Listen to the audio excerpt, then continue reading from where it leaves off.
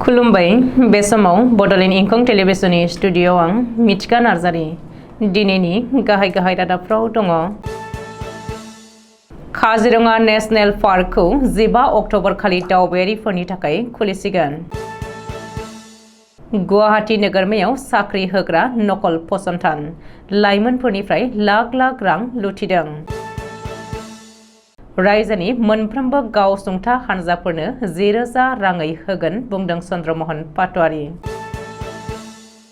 लीना डलेखौ खैफोदआ नागाराखै, गोदान केसनि थाखाय जेरायाव मोगा-मोगि जानांगोन।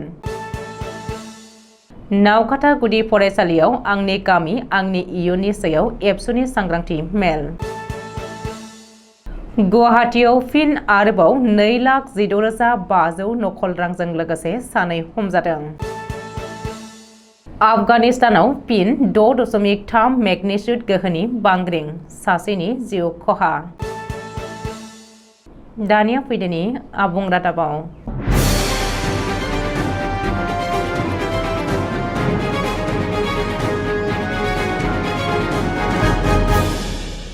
फैगौ 15 अक्ट'बर खालि दावबायारिफोरनि थाखाय खुलिफिनसिगोन आसामनि मुंदांखा काजिरङा नेशनेल पार्क। 2023-2024 दावबाय बोसोरनि थाखाय फैगौ 15 अक्ट'बर खालि काजिरङा नेशनेल पार्कनि गाहाय गेटखौ खुलिनानै होगोन काजिरङा नेशनेल पार्क खुंथाया।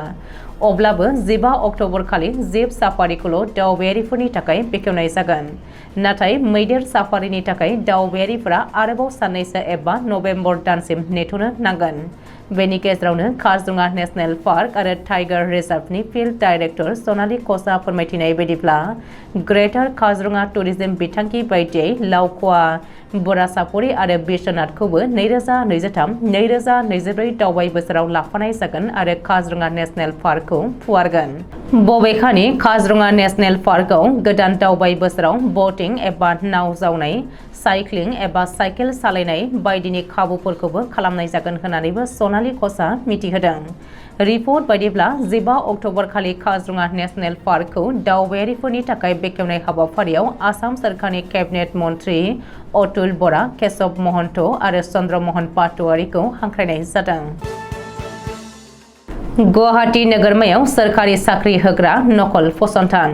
साख्रि होनायनि मुङाव गुवाहाटी नोगोरमानि मोनसे नकल राङारि फसंथाना खामानि गैजायै लाइमोनफोरनिफ्राय लाख लाख रां लुथिनाय जाथाया सोराङाव फैदों। मिथिनो हानाय बायदिब्ला गुवाहाटी 6 माइलाव थानाय सलिउशन सार्भिस मुंनि मोनसे राङारि फसंथाना 100% गेरेन्टिजों पस्ट बिफानाव थिसनथाइ होनायनि फोसावथाइ होनानै खामानि नागिरनाय लाइमोनफोरनिफ्राय लाख लाख रां लुथिदों। गुबुन फारसे मेरापानीनि माखासे लाइमोन आरो फरायसुला-फरायसुलिफोरनिफ्रायबो बन्दन बेंकआव साख्रिनि फोसावथाइ होनानै 500 राङै रां लांनायनि गोख्रों अजद होदों सलिउशन सार्भिसनि हेंथायै। नाथाय बेनि बागै फरायसाफोरनि गेजेराव सन्देह जानायाव जायगानि पस्ट अफिसाव थांनानै खौरां लाहैनायाव गासैबो जाथाया सोराङाव फैदों। मख'नो गोनांदि राङारि फसंथाना 40 साननि गेजेरावनो साख्रि जायाब्ला लानाय रांखौ हरफिनगोन होननानै रादाय होनानै निखावरि नखरनि खामानि गैजायै लाइमोनफोरनिफ्राय रां खांदों। ओरैहाय बे जाथायखौ लानानै मेरापानी ओनसोलाव दुंहाव थासारि सोमजिदों। रायजोनि मोनफ्रोमबो गावसुंथा हानजा एबा सेल्फ हेल्प ग्रुपफोरनि थाखाय मोजां खौरां। गावसुंथा हानजाफोरनि थाखाय गोनां बाथ्रा फोसावदों मन्त्रि चन्द्रमोहन पाटवारीया। मख'नो गोनांदि रायजोनि मोनफ्रोमबो गावसुंथा हानजाफोरनो 10,000 राङै होगोन रायजो सोरखारा। बेनि उनाव बै 10,000 रांखौ मोजां खामानियाव बाहायोब्ला आरोबाव 25,000 राङै होगोन होननानै मन्त्रि चन्द्रमोहन पाटवारीया मिथिहोदों। बबेखानि अरुणोदय 2.0 बिथांखियाव 27.54 लाख मुलाम्फागिरिफोरखौ गोदानै सोनाय जागोन। बेनिनो कामरुप नोगोरमायाव गोदानै 19,700 मुलाम्फागिरिफोरखौ सायख'दों। दासिमबो अरुणोदयआव मुं थिसनजायैफोरखौ थामथि खोन्दोनि बिथांखियाव सोसननाय जागोन होननानैबो चन्द्रमोहन पाटवारीया बुंदों। ओरैहाय आयुष्मान कार्डनि जोहै 5 लाख रांसिम बेसेन नाङै सावस्रि सिबिथाइ मोननो हागोन मुलाम्फागिरिफ्रा। CMAY बिथांखिनि जोहै रायजोआव गोदानै 1 लाख न' होगोन। सप्तासेनि गेजेरावनो माइक्र' फाइनेन्सनि लन एबा ऋणखौ सुख'नानै होगोन। माइक्र' फाइनेन्सनि दाहार रेहाय होनायनि मुङाव सोरखारा दासिम 12,500 कौटि रां बाहायबाय होननानैबो मन्त्रि चन्द्रमोहन पाटवारीया बुंदों। खैफोदा लोगो नागाराखै एसपी लीना टलेखौ नगावनि आगुनि एसपी लीना टलेनि सिगाङाव मोनसेनि उनाव गुबुन मोनसे जेंना आरो खैफोदा नुजाथिदों। एसआई जुनमनि राफानि सोमोनांथाव जिउ गोमानाय जाथायनि सायाव सिबिआइनि नायबिजिरनाया सोलिगासिनो थानाय समावनो गुबुन मोनसे केसनि थाखाय जेरा खालामनायाव मोगा-मोगि जानांगोन लीना टलेआ। मिथिनो हानाय बायदिब्ला पुलिस जिम्मायाव सासे अजद गोनां सुबुङा जिउ गोमानाय केसनि थाखाय जेरा खालामनायाव मोगा-मोगि जानांगोन लीना टलेआ। मख'नो गोनांदि लीना टलेआ नगावनि एसपी जानानै थानाय समावनो पुलिस जिम्मायाव शफिकुल इस्लाम मुंनि सासे सुबुङा अबथिरायै जिउ गोमादोंमोन। बटद्रुआ पुलिस थानायाव जादोंमोन बे सोमोनांथाव जाथाया। बबेखानि बे केसखौ लानानै गाबोन बृहस्पतिबार खालि सा 10 पुलिसखौ जेरा खालामगोन होननानै शिलंआव फोरमायदों।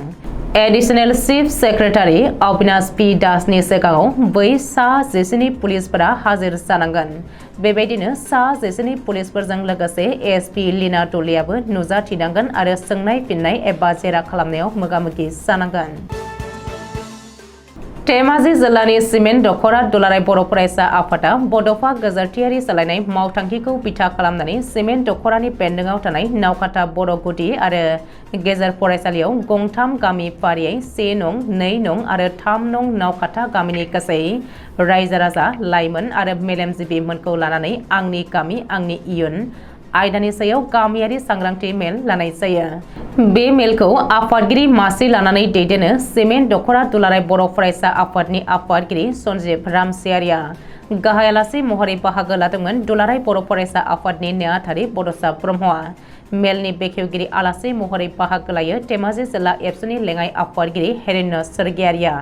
लोगोसे मंगलबार खालिनि बे मेलाव बाहागो लाबावदों मिरु खौसेथि बर' सुबुं आफादनि नेहाथारि प्रानजिता बसुमतारी, धेमाजि जिल्ला दुलाराय बर' आइजो अनसाय आफादनि बोसोनगिरि सुभारानी बसुमतारी, ओनसोलनि गामि गाहाय दिपेन बर', धेमाजि जिल्ला एबसुनि लोगो गेलेमु नेहाथारि कमलेश्वर बसुमतारी, नावकाथा बर' गेजेर फरायसालिनि गाहाय फोरोंगिरि जलेश्वर बर', लोगो फोरोंगिरि टनसिं दैमारी, नावकाथा गुदि फरायसालिनि लोगो फोरोंगिरि देरहासात नार्जारी, 2 नं नावकाथा गुदि फरायसालिनि गाहाय फोरोंगिरि अर्जुन गयारी, लोगो फोरोंगिरि प्रणब बर' आरो सिमेन्ट दख'रा दुलाराय बर' आइजो अनसाय आफादनि आफादगिरि नेहाथारिजों लोगोसे गुबुन गुबुन बिफाननि मावथि सोद्रोमा सानजा सानजारि दख'रा खौसेथि बर' सुबुं आफादनि आफादगिरि नेहाथारिजों लोगोसे गुबुन गुबुन बिफाननि मावथि सोद्रोमामोनहा बाहागो लादोंमोन।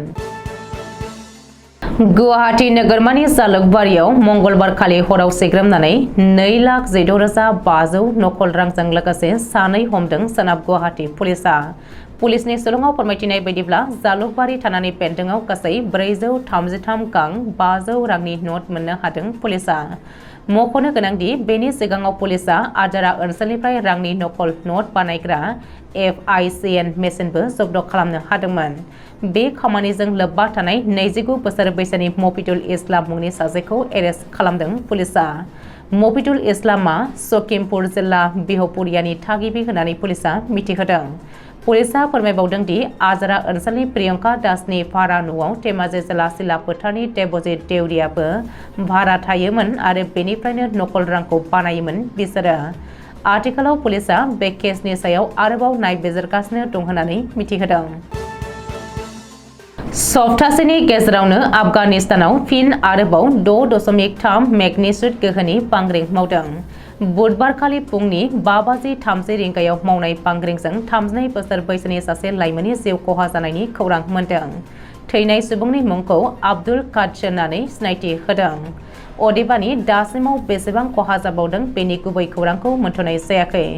मख'नो गोनांदि आफगानिस्तानाव थांनाय सनिबार खालिसो गोख्रों बांग्रिं मावलांदोंमोन आरो बे मावलांनाय बांग्रिंजों गं 10 गामिया थेर-बेथेर जानानै गासै सा 2,000 सुबुंनि जिउआ जोबस्रांलांदोंमन।